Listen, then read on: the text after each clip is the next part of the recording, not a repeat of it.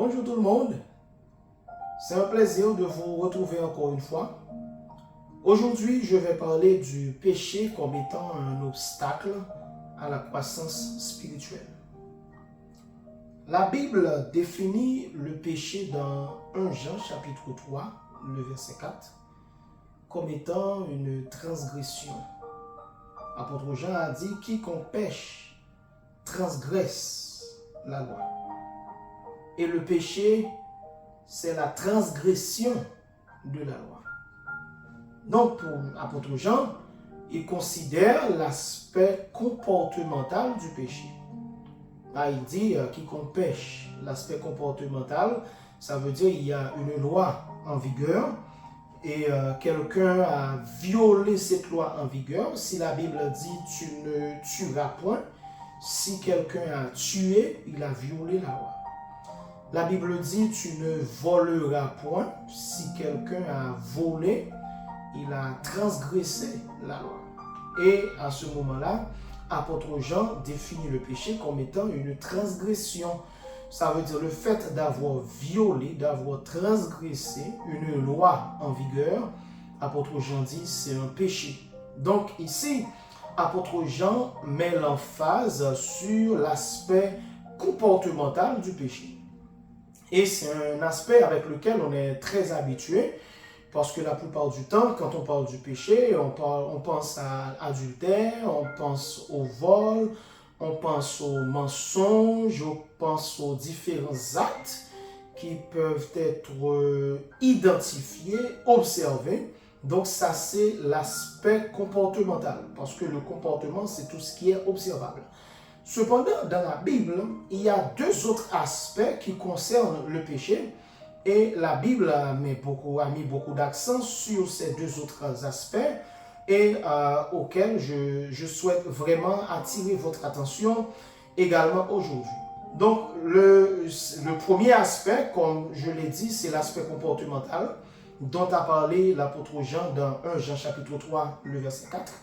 Mais également, il y a un deuxième aspect, il y a un deuxième niveau du péché, c'est l'aspect des pensées, c'est le domaine de la pensée. C'est ce qu'on appelle attitude. Donc, on ignore souvent que le péché concerne notre attitude, le péché concerne nos pensées.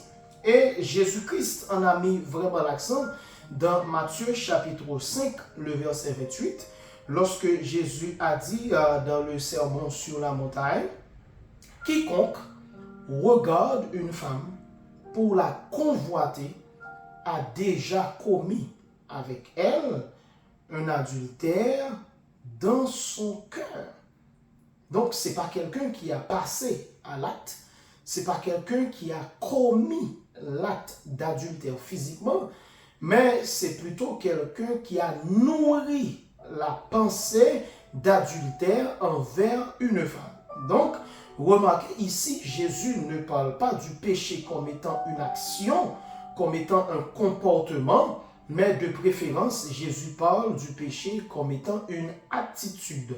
En psychologie, on dit l'attitude, c'est une prédisposition à agir ou à réagir de manière négative ou positive. Donc, le fait que vous êtes prédisposé à poser un acte, donc Christ considère, dans notre cas, Christ considère que c'est un péché. Donc, ici, le péché concerne l'attitude, le domaine de la pensée. Et plus loin, Jésus allait dire que c'est du cœur que viennent les mauvaises pensées. C'est du cœur que vient l'adultère. Parce que, en général, l'attitude influence le comportement. Donc, celui, vous avez remarqué, qui a posé un acte d'adultère, ça c'est le comportement, c'est parce que c'est quelque chose qui a été prémédité, c'est quelque chose qui a été nourri dans sa pensée. Donc, Jésus dit que le péché était dans son cœur. Et apôtre Paul, dans Galates chapitre 5, dans sa liste de péchés, des œuvres de la chair, apôtre Paul va mettre également l'accent sur le domaine de la pensée, quand il va parler de la jalousie. Il va parler de la convoitise. Il va parler d'un ensemble de péchés dans Galates chapitre 5, versets 19 à 21. Donc, vous allez remarquer, la plupart d'entre ces péchés-là concernent le domaine de la pensée. Et il y a un troisième niveau en ce qui concerne le péché. Il y a un troisième niveau. C'est l'état, c'est notre état, c'est notre condition. Parce qu'avec le péché d'Adam et Ève, l'homme est devenu par nature pécheur. C'est ce que la Bible appelle la nature pécheresse. David a très bien exprimé ça dans Psaume chapitre 51, le verset 7. David a dit « Je suis né dans l'iniquité et ma mère m'a conçu dans le péché. » Cela montre l'aspect conditionnel du péché, car Paul va dire plus loin dans Romains chapitre 3, « Tous ont péché et sont privés de la gloire de Dieu. » Donc, on peut comprendre, chers amis, que le péché, ce n'est pas seulement un acte, mais le péché, c'est une attitude. Ça veut dire que ça concerne le domaine de la pensée. Mais également, le péché concerne notre condition, notre état, notre nature. Naturellement, nous sommes pécheurs. C'est pourquoi il est plus facile pour un être humain de faire le mal que le bien. C'est plus facile, c'est très important. C'est plus facile de faire le mal que le bien. Pourquoi? Parce que notre nature nous rend enclins à faire le mal. Notre nature nous permet d'avoir tendance à faire le mal. Il est plus difficile. Ça demande un effort pour faire le bien que pour faire le mal. Maintenant, en plus de comprendre la définition du péché, je viens toucher de trois aspects. Il y a l'aspect comportemental, il y a l'aspect pensée, ce qui concerne l'attitude. Il y a un autre aspect, c'est l'aspect conditionnel. Et notre état, notre nature, comme a exprimé David, je suis né dans l'iniquité, ma mère m'a conçu dans le péché. Parce que tous les êtres humains héritent de la nature pécheresse d'Adam et Ève. Maintenant, laissez-moi brosser rapidement l'une des conséquences du péché d'Adam et Ève et qui arrive jusqu'à nous autres aujourd'hui. La conséquence, la plus grande conséquence du péché d'Adam et Ève, c'est la mort. C'est la mort.